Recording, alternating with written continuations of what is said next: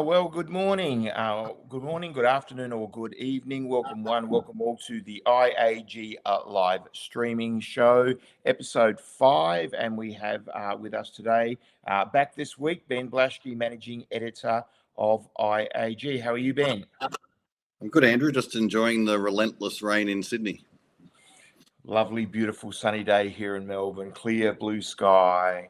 I've already been out for a walk. It's very, very nice. Yes, when I left Melbourne yesterday, it was lovely weather, but so be it. Very good. And for the last time from Spain, our intrepid studio producer, Oscar Guiaro. Come in, Oscar, from Spain. Hello. Hey, Oscar, what's going on? All good here. Are you sad about coming back to Macau? Just a little bit, but it's good to go back home. Yeah, very good. Still hot there? No, now it's giving a break. Now it looks like I'm leaving and the weather is improving. Well, that's always the way, isn't it? All right. Yeah, well, we'll see you back in Macau. Actually, we'll see you in the Philippines for the IAG Expo, September 8 to 10. Okay. All right. See you, Oscar. Good. Bye. See you. Bye. Big week in Asia Pacific gaming news, as always. Not quite as big as last week. So I think last week was a bit out of control. We covered 20 stories. This week we've got 10 selected stories for you, which is a little bit more sane. So we might go through those. Ben, you can give us some the rundown of what happened, and perhaps I can do a little bit of commentary. Sorry, Ben, go ahead. Yeah, well, I mean, this first story is obviously very interesting. PH Resorts Group in the Philippines, the parent company of Cebu Integrated Resort, I should say the very unfinished Cebu Integrated Resort, Emerald Bay, this week derecognised, or late last week, derecognised the property and financial liabilities associated with Emerald Bay, around about 400 million. And what this is basically is a couple of years ago, PH Resorts Group sold the property to China Bank to solve some financial issues, with a view to buying it back again by March this year. Of course, when March rolled around, they didn't have the money to do that. China Bank has since said that they're going to on-sell this to whoever else is interested. And this derecognition is basically PH Resorts Group, I believe, throwing up the white flag and saying, all right, I don't think we're going to be able to buy this place back. So this is where we're at with Emerald Bay. Yes, I see we've gone from calling it troubled to now actually making the judgment call and going failed, because I think it's pretty true that it has. I have physically been there. It certainly doesn't look like this rendering you've got on the picture. It looks like a couple of shells of concrete, and it's just up the road actually from the new Mactan Resorts World that Kevin Tan is building in his Newtown township on Mactan. Mactan being the island that the Cebu airport is on. So yeah, somebody will probably pick up this shell and knock it down and start again, or maybe continue on with the concrete that's already poured and put some apartments up, or maybe make a hotel or something like that. But it is not looking very good for the Emerald Bay project. I don't think we're going to see an integrated resort there. Maybe I'm wrong. Maybe somebody will pick it up and continue with the IR concept. But if they do, it is many years away. So I think New Star is probably going to continue to enjoy their monopoly, their Cebu monopoly, until such time as probably Mactan World Resorts opens. And even then, Mactan, it's not a full big integrated resort. It's more of a sort of boutique property next to the what's the name? The Belmont Hotel there. Yeah, so that's that one. Let's move on to the next one. So that was Friday last week, I think, from memory. And then what's the next story, Oscar? Oh yes, local development. Sun Group approved to develop a new 2 billion, and all integrated resorts in Vietnam now do have to be minimum 2 billion, hence the 2 billion number. Integrated resort with locals gaming in Quang Ninh province. This was on Monday this week. Tell us a bit about this, Ben. Yeah, this is the resort that's been mooted for a number of years, been thrown about in Van Don. They've been spoken about. In fact, when the initial pilot program that included Corona Resort down in Phu Quoc was announced in the pilot program, there were two properties announced, Phu Quoc and this one, which wasn't built yet, so never took part. Yep. Now, upon the urging of the Ministry of Finance, the Prime Minister gave his approval to pursue development. The investor is Sun Group, of course, a massive real estate firm in Vietnam. So they've certainly got the cash to do this. And I think we're still looking at least 10 years away from realising this. But the idea is to open it with locals gaming. I'm not sure if that will still be in a pilot phase or if it will be fully blown locals gaming by then. But it looks like it is going to go ahead finally. Yeah, so the talk here is Vietnam has always been let's be honest, kind of failed jurisdiction in terms of IRs. The IRs there have never done particularly well, as they don't tend to do in places that haven't got locals. But we've got a new management team in Hoi An. Let's see how they go. Apparently, they're doing not too bad at all. But there's always a struggle in jurisdictions that don't have locals. And Vietnam did, as you say, did that trial. But I think the result of the trial, first of all, it was only effectively one place, and it was a place that you had to fly to, a place on an island. So, what locals are you going to get there? And it was a very difficult process. Had to jump through a lot of hoops, provide a lot of data. So difficult that people just preferred to just go to the border and play over on the Cambodia side of the border.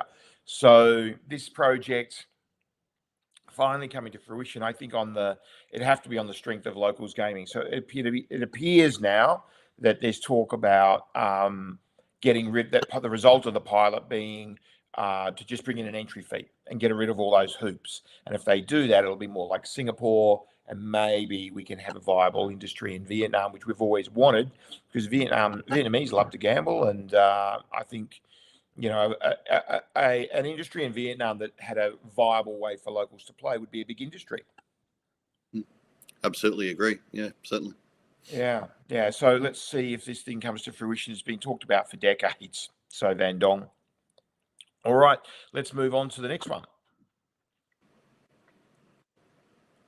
Yeah, so this is a story that came out on Tuesday. A bit of movement on Let Group and Summit Ascent.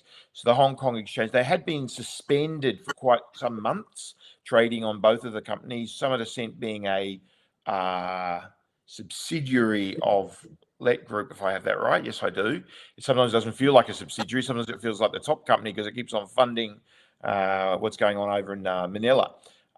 Summit Ascent, of course, with the Vladivostok property, but both of them were sort of languishing on the exchange. Both had been suspended, and now the exchange has decided they're not viable companies to be listed on the Hong Kong Stock Exchange, and they'll be taken off. And this follows the breaking news story we had about Newport kind of taking over, I guess you would say, or certainly becoming a major partner in the SunTrust Let X West Side Integrated Resort. Comments from you, Ben? You've covered that pretty substantially, Andrew. Of course, Let Group and Summit Ascent were delisted, I believe, in February last year. Yeah, I think that was based around the attempted sale of Vladivostok, Tigger de Cristal in Vladivostok, without full shareholder approval. The Securities and Exchange Commission did not really approve of that. And of course, so there were some delays, and of course there was a bit of a delay in the release of financial results for the past couple of years. So for the past 18 months, it's been a sort of a battle of, this is what these two companies need to do to get approval to list again. Eventually, they missed some deadlines, and it looks like they're not even going to challenge the delisting. I wonder if that's because of what's happening in Manila with LEDX. Yeah, I think clearly they've come to a resolution. I think Andrew Lowe and Kevin Tan have got together, or even maybe Kevin Tan's, maybe even Andrew Tan have got together, and there's been discussions, and they've forged a path forward, which is actually good. It's actually very sensible, rather than things all blowing up in everybody's faces. As we said in the story when we broke it, this is actually a sensible approach by all parties concerned, because it allows the investors in LED Group some skin in the game, and still to get a return on their investment in due course. Of course, they're being diluted a lot, but so be it. And it also allows for people who are owed money for the development of over there at SunTrust. I think it's, what do we say, 688 million as of April of the 1.25 billion in development. Were they the numbers, Ben? I think that's around about what's been spent so far. And of course, the development cost in Manila had risen from around $1 billion to 1.25 billion, so 25% rise. So obviously that could increase more, that cost, who knows? Well, you would think with Newport now being involved, they'll probably get in the property and have a bit of a look around and go, well, you know what, we think we should change this, we think we should change that. So I actually wouldn't be surprised if that 1.25 billion ends up becoming 1.5 or something like that. And maybe not. And they're still targeting an opening of the West Side is it Q3 next year from memory? Is that right? At this stage, yeah, that's what's still being publicly spoken about, Q3 next year. Yeah, I was staying nearby recently and had views actually out over the property. It looks pretty finished-ish. Probably looks finished on the outside, probably not so finished on the inside. So within hopefully 12 months or not long after, we'll have 5 big integrated resorts and entertainment city in the Philippines, in Manila, rather than 4. All right, well, let's move on to the next story. So what's the next one, Oscar? Yeah, a bit of a storm in a teacup, this one. You did decide to report on it, though, Ben. The censure, not even a fine, just a censure, which is really a slap on the wrist, given what the Victorian regulator is like these days, of Crown Melbourne for allowing some players to play beyond pre-commitment limits. Want to tell us a bit about this, Ben? Yeah, look, I mean, as we know, Crown's been involved in a very substantial transformation process over the past few years. Part of that process has included having to implement by law mandatory carded play, preset spend and time limits for players. Of course, there's a 12-hour limit per day, and I think it's a 36-hour limit per week in Victoria for Crown at the moment. And in this case, a handful of players, I think it was around 22 over a 6-month period or so, were allowed to play briefly beyond that 12-hour limit. Now, 22 players in a 6-month period, when you consider the footfall of Crown Melbourne, and we were there this week, Andrew. It's getting quite busy again in Crown Melbourne. It's really on the way up at the moment. It's a very tiny number, and I think it's important to recognise that these were breaches from, as we understand it, breaches from people who are pretty determined to find a way around the rules.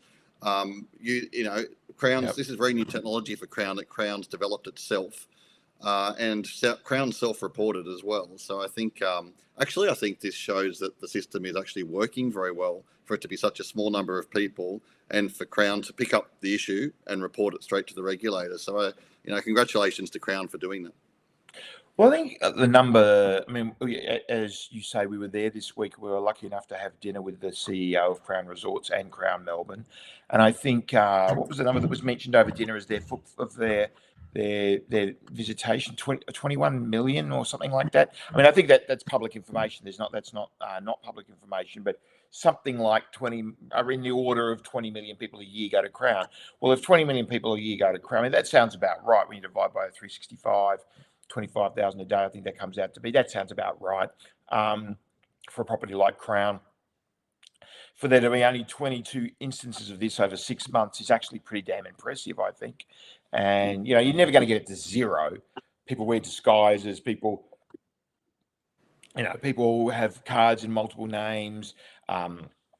You've got Asians who will flip the first name and the last name around. You've got, I mean, all sorts of things that people do. People get, go and steal their brother's ID and go and get a card in their brother's name or something. I don't know, whatever.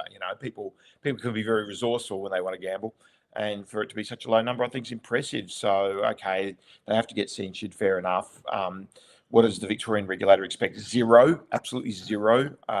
That's like expecting 0 deaths on the road or something. You're not going to have zero. The idea is to get it down to as low a number as possible. Getting it down to zero is a little bit ridiculous, but yeah, so that's interesting. All right, next one, Oscar. SkyCity, our friends over in New Zealand, not doing so well, Ben. Yeah, look, they did report a profit for the period. I think for SkyCity in New Zealand, obviously they've got 3 properties in New Zealand, with Auckland being their flagship. They've also got SkyCity Adelaide in Australia.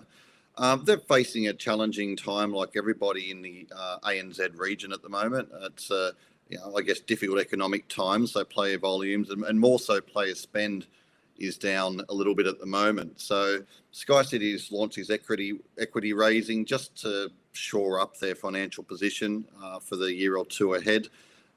So that's part of what they've done here, and they've spoken about, of course, that they've gone through AUSTRAC situation in Australia. Adelaide accepted a fine recently. A similar thing in New Zealand, quite a small fine, but they've been going through that process. They're starting to come out the other side of that too now, SkyCity.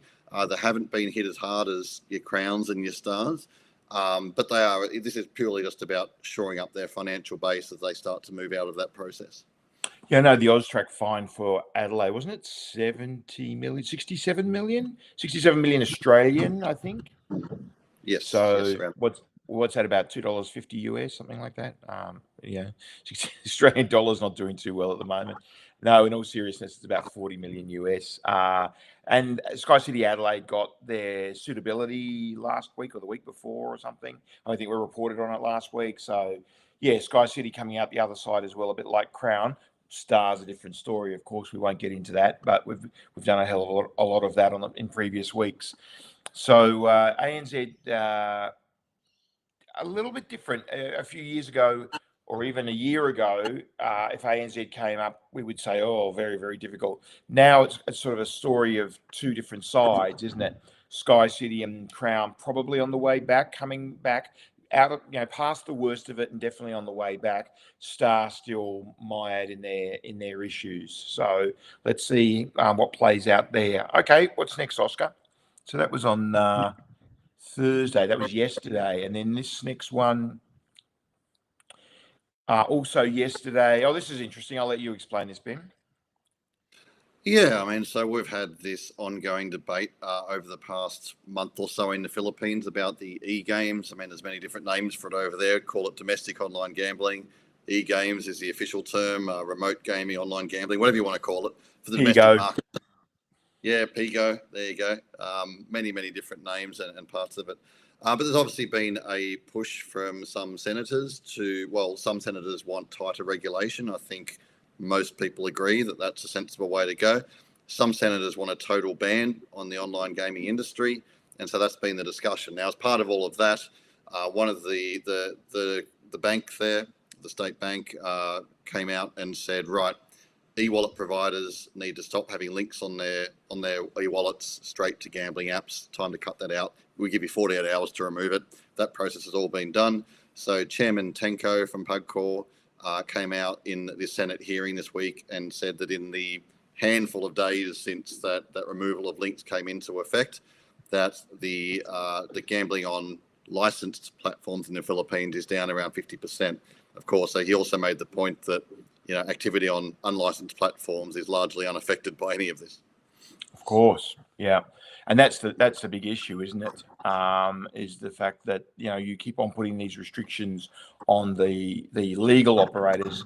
The illegal operators, obviously, by definition, don't care about such restrictions, and so it tilts things in their favour, and more action goes over to them. Of course, there have to be some restrictions, but it's all about balance. So quite interesting. And there are some senators, there are some voices in the Philippines wanting an outright ban on this, and that, I think, would lead to a very thriving criminal online gaming industry in the Philippines. I mean, there already is one, but it would be even stronger.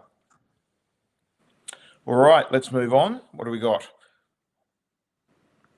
Our good friends in Thailand. So, yes, the Paetongtarn has to defend herself. She's suspended at the moment as Prime Minister, and because of all the stuff going on with Cambodia and the phone call she made to Hun Sen, and they managed to get it. I mean, Thai politics, wow, it's quite unstable. And of course, the relevance to us about all this is the potential for an IR, or entertainment complex, as they call it in Thailand. The Shinawatra family is keen on that, and the party, their party is keen on that. So if they stay in power, that tends to be seen as a positive for entertainment complexes or integrated resorts being in Thailand. But if they don't, they don't. And they're going through some struggles at the moment, aren't they, Ben?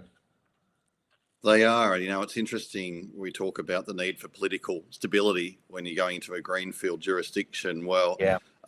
If Paetongtarn Shinawatra was removed from office, she'd be the third member of her family to be removed from office.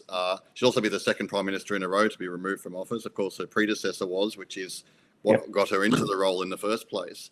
I mean, it's just such an unstable situation over there. And, I mean, it's very frustrating, I think, for the operators who were there and starting to see some green shoots start to emerge. And, the political situation, as you say, sort of gets in the way of any real progress in the end. We'll see how this plays out, of course. Yeah. Well, what happens is each issue in Thailand is used as a political football. So the issue is not really debated on its merits. The issue is debated purely as as a blue versus red, or yellow versus what they are the colours they have over there. And if one side supports it, the other side has to be against it. They don't look at the merits of the issue. If you looked at the merits of the issue, in fact, introducing entertainment complexes to Thailand would be great for Thailand. It would be a huge economic stimulus. You'd get billions and tens of billions of dollars of foreign direct investment.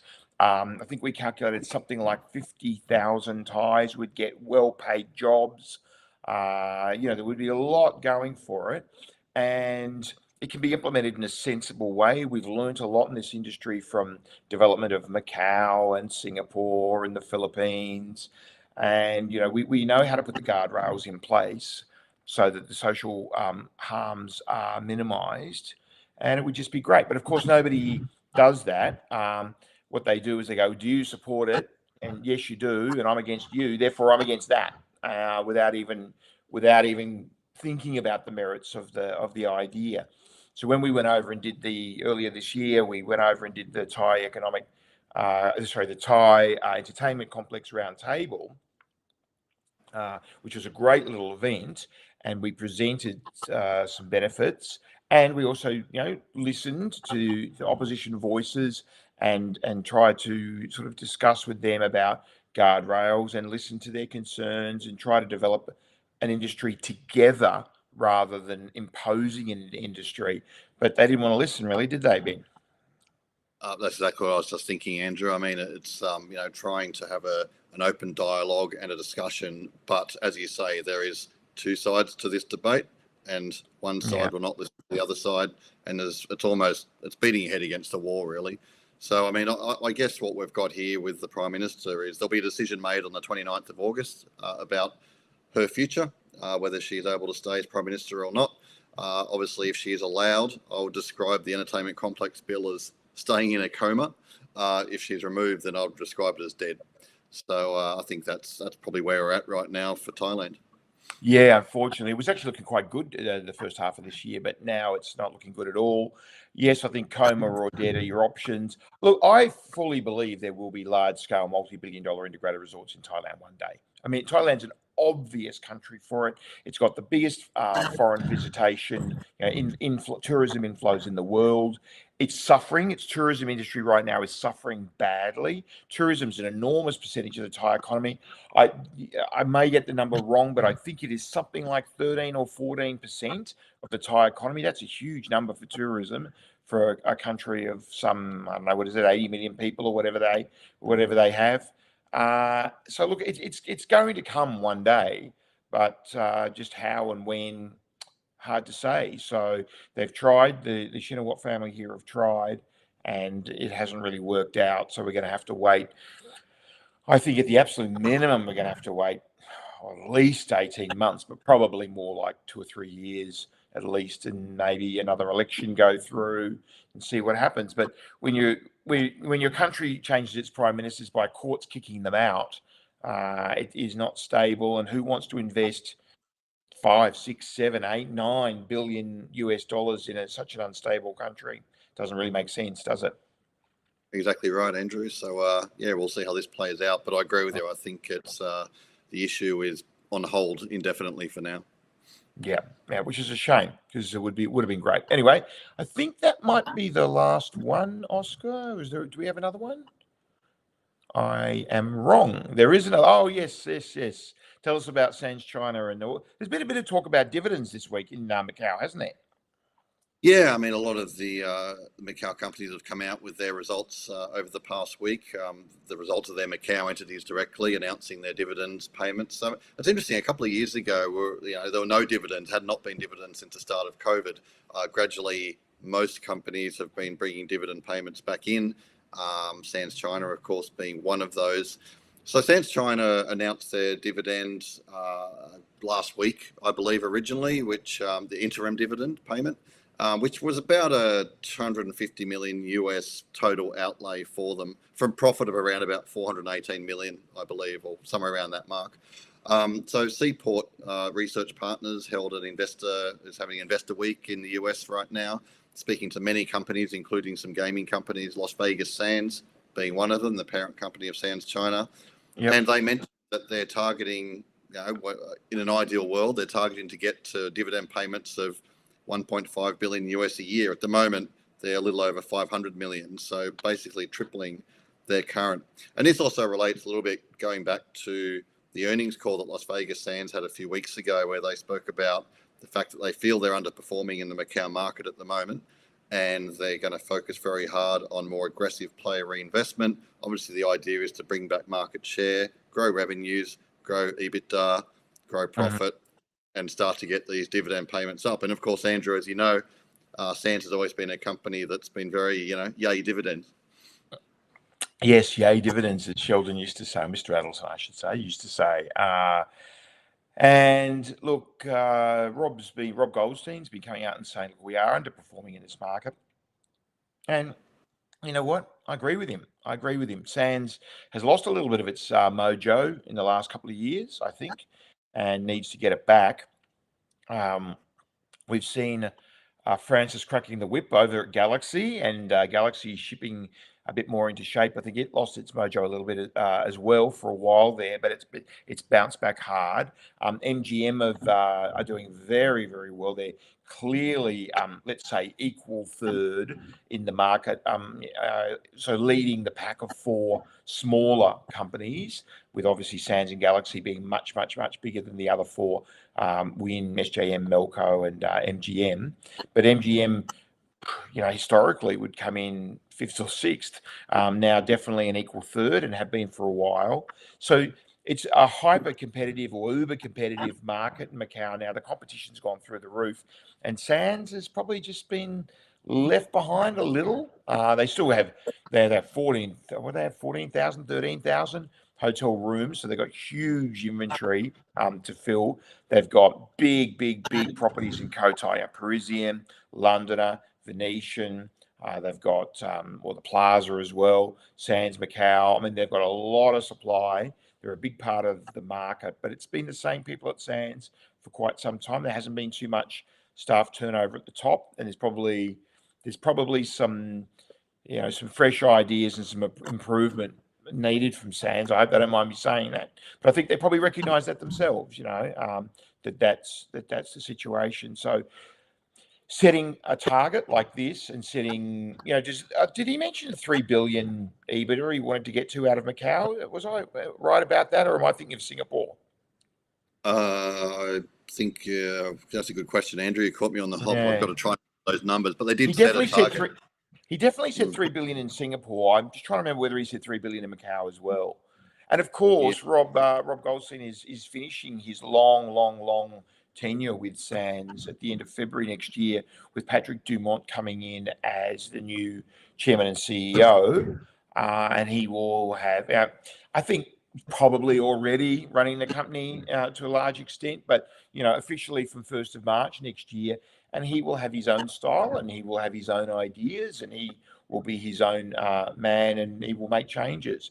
So probably some interesting time. It's been 5 years now since Mr. Adelson passed away, the heart and soul and founder of the company. So I think probably in the next few years we're going to see some movement in Sands. I think it's going to change as a company. Don't know if you have any thoughts on that, Ben. Look, I mean, I think the interesting thing that came out of the earnings call a while back was, I'm paraphrasing a little bit, but basically what Rob Goldstein says was perhaps they'd been sleeping at the wheel a little bit in Macau. And what he actually said was they expected the quality of the property to be enough to drive player movement to their property. In fact, given the competitive environment, hugely competitive environment in Macau at the moment, I think Sands have realised that's actually not enough. You've got to be in that battle. You've got to be getting down and dirty and investing in players. So I think that'll be interesting to see. I think the other thing with Sands is that the Londoner was partially offline for quite a period of time as they redid the old Sheraton. They've only recently completed all of those works. Also, the arena at the Venetian. There's still some various bits and pieces of ongoing work. So as that sort of you get back fully online and have their full inventory and reinvesting in players, I think it'll be interesting to see if they do start to claw back some of that market share over the next 6 to 12 months. Well, and also Cotai Arena, now they've got a very strong competitor in the Galaxy's arena, the GICC, and the Galaxy International Convention Centre. And it's got a 16,000 seat arena, just like Cotai Arena, but yet it's 20 years newer. So, and there've been some very, very good big concerts, G-Dragon, Blackpink, a couple of really big names they've had there over the last 12 months. And they did have their best ever footfall day was the G-Dragon concert day.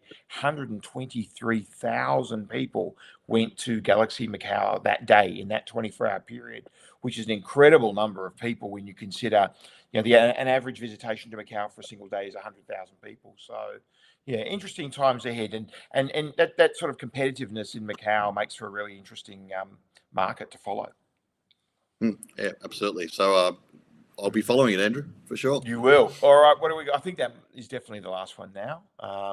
No, I'm wrong. I actually think there might even be one more. Sri Lanka. Yeah, this is interesting. Tell us about this, Ben.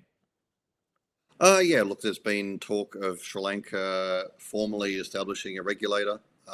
They've obviously passed now the Gambling Regulatory Authority Bill, which includes creation of that regulatory body, tasked with doing everything that a regulator does. I think this all started with tax collection was number one, but a number of other priorities. And also, I think, Andrew, probably initiated a little bit by the recent opening of City of Dreams Sri Lanka, Melco's resort there. And I'm sure that Melco were quite happy to have an actual regulator in any jurisdiction that they operate in. So there's been movement there. That's all been passed now, and action is underway. Well, that's good. Yes, big companies like Melco want a good regulator. That's very important. And we mentioned before about the Thai Entertainment Complex Summit. We had George Tanazovic speaking at that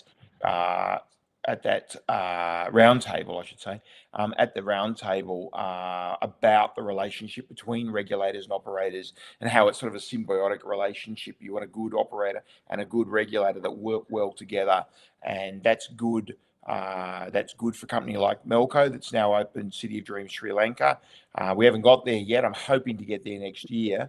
And yeah, good to see Sri Lanka doing this and establishing a proper formal regulatory body rather than being one of these sort of smaller Southeast Asian jurisdictions that just runs it from the Ministry of Finance or something like that, where they don't really understand the nuances of our industry. So yeah, good to see that. All right, next one, Oscar. I think there's one more.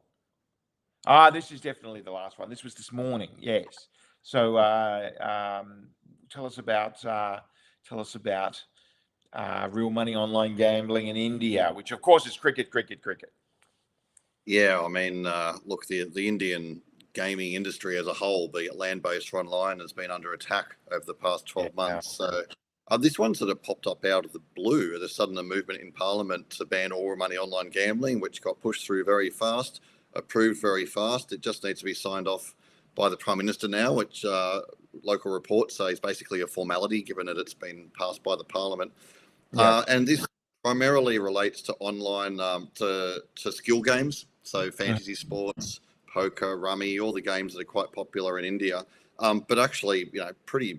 I mean, given the population of India, we're talking substantial money here. So it looks like that's going to be it's going to be difficult for those companies that have invested in India quite heavily. The amazing thing here is that we already know that there's no legal sports betting in India, but cricket betting is one of the largest markets in the world alongside football in China. So I guess this just makes sure that everything continues to bubble along underground, Andrew. I would not be surprised if cricket betting in India is actually the largest single sport market in the world, even bigger than football in China. It would definitely be one of those two, for sure. I remember when I, way back in another life, back in 1993, was involved with sports betting in online, well, sort of online. They used to call up on the phone, actually, back then, but kind of our version of online. Betting, and that was in Vanuatu. We set up in Vanuatu because of the various jurisdictional regions. And the biggest bets we took were cricket, India, bookmakers laying back at the good odds that we were offering. So look, it's always been a huge market there. As you said, there's the online, like RNG kind of online gambling has always been outlawed there, but there's been loopholes for the so-called skill games that you mentioned, like rummy, like poker, so forth. And for them now to come along and say, look, we don't want any loopholes, we don't want any argument, we just want to ban a lot of it completely, they will see what will happen, I guarantee. And you and I already know what's going to happen. And they're going to ban it. It's going to all be completely, absolutely set underground. You're not going to have operators saying it's a bit of a grey market or even a dark grey market. It's now going to be a black market, an absolutely black market. And unscrupulous operators will come along and take advantage of the situation. That the only way you'll be able to get a bet on a sporting match or a bet on anything really in India, apart from maybe going to Goa or a casino in Goa or something like that, will be betting with an illegal operator, and those illegal operators are going to thrive, they'll flourish, and they will behave badly. And it's going to be interesting to see. India, in some ways, is a sleeping giant of the gaming industry. One day it's going to wake up like China did. So interesting. All right. Well, that's it for the sort of major stories for this week. We only went through 10 of them, so we were able to talk about them in a little bit more detail. Events coming up. Obviously, we've got our really big September 8 to 10. We've got the IAG Expo. We're all very excited about that and gearing up for that. Got mad on the Monday night, September 8. And that's followed by September 9 and 10, the exhibition and the summit as well. And of course, on the night of September 9, the awards. So looking forward to that, Ben. Yeah, can't wait, Andrew. It's getting very close now. Obviously, we've been working hard on the summit and the awards. Of course, all the official nominees were announced recently for the awards. They're currently in the process of submitting and finalising their documentation for that. Looking forward to seeing everybody at the exhibition. And of course, really looking forward to MAD. The welcome drinks is always a really fun night. A great chance to catch up with everybody. So it should be a good week. It's going to be really busy, that, Matt, and we've had a very, very big response to that. We've invited a lot of people, a lot of the who's who of our industry will be there at Casa Buenas, once again at Newport World Resorts, by invitation only. So if you want to go to that and you haven't got an invitation, contact IAG and let's see if we can get you an invitation. It's pretty packed. And yeah, if you want to know anything about the expo, just go to iagexpo.com. You can scan the QR code on the screen now, or you just go to your browser and type in iagexpo.com, and we've got all the information there about the exhibition, the awards, the MAD, the Summit. We've got hotel room rates there. We've got advice about planning a trip to the Philippines if you've never been before. And something that we're doing with the expo is we're trying to be very different to other gaming shows in Asia. We're trying to be very helpful. The prices are quite reasonable, and we're just trying to go that extra mile and give visitors and exhibitors what they want in the show. And next week we'll be making some announcements. We've still got quite a few announcements to go. We've got to get on to the visitors now, and we'll be announcing some things next week about special things that we've got for pre-qualified visitors from operators. So that's pretty exciting as well. It's going to be a really big show. So that will be then followed by, we'll be heading over to Lisbon for SBC Lisbon, and then I'm actually continuing on to Boston to go visit Encore Boston Harbour, a few days in New York, and then over to Vegas. And then you and Jason will be joining in Vegas, Ben, for G2E. Yeah, always a good week in Vegas. I do love an annual Vegas trip, and looking forward to that. Last year's show was great. Really enjoyed it last year. Yeah, so I get along, see the CDC team as well, catch up with Corey and the crew. Looking forward to a good week in Vegas, and also going to stay a couple of extra days after and maybe play a bit of poker, Andrew. It's been a while since I've done that. Good. No, that's great. So yeah, it'll be a good time at G2E. G2E in Vegas, of course, is very different from G2E in Asia. But G2E in Vegas, we'll be having a big presence there. CDC, the CDC will be running the Day Zero party on October the 5th. So if anybody's going to be in Vegas and wants an invitation to that, let us know. Numbers quite limited to that, not a big venue.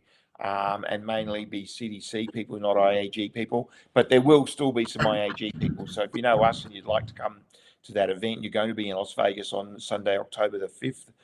It is the 5th, yes. Let us know, and we've got a little somewhat mad-like party over there then. And then the G2E, and then back to Macau for the run home, and the two MADs at the end of the year. MAD at BRB at Soler after doing it in the wrong order. Let's do it in the right order. MAD in Macau at Palace Reserve Club. We're having it there again. Our friends at Wynn being venue sponsors for that. Very nice of them. And we'll have it at that same venue that everybody loved last year. That was a great little MAD last year at Palace Reserve Club on Friday, December the 5th. And then exactly 1 week later, on Friday, December the 12th, we'll be back over to Manila at Soler. First ever event that we've run at Soler at BRB, the former Baccarat bar downstairs at the front there at Soler. Great little venue, isn't it, Ben? You've been there, haven't you? I have. I've had a few drinks down there, Andrew. A very pleasant little spot. Good. It is. So that'll be Friday, December the 12th, and then it'll be the end of the year. It's another year in the bag soon, and we'll take a break, and then we'll be back hard and strong for 2026. And we're already prepping for 2026 as we speak. We're already lining up venues and events for our various events through 2026. We hope to announce the entire IAG 2026 program, dates and venues in September next month. So we're shooting for that, which will be great. People will be able to prepare. What's on for the weekend, Ben? I'm catching up for a drink tonight, Andrew, with a good friend of IAG, Robert Dykstra, and Joey Della Luca for a couple of beers, and then the weekend, taking a bit of a break. It's been a pretty hectic week, Andrew. We had a lot of deadlines this week that we hit, so I'll watch a bit of football and then hit the ground running again on Monday. Very good. And I'm off to Manila on Tuesday. Have a good weekend. Say hi to Robert for me, and we'll see all of you next week at the IAG Live Streaming Show next Friday, and it'll be from Manila next week. So have a great weekend, and it's bye from me, and it's bye from Ben. See you later. Very good. That was unrehearsed, and we'll see you. We'll see you next Friday. Bye.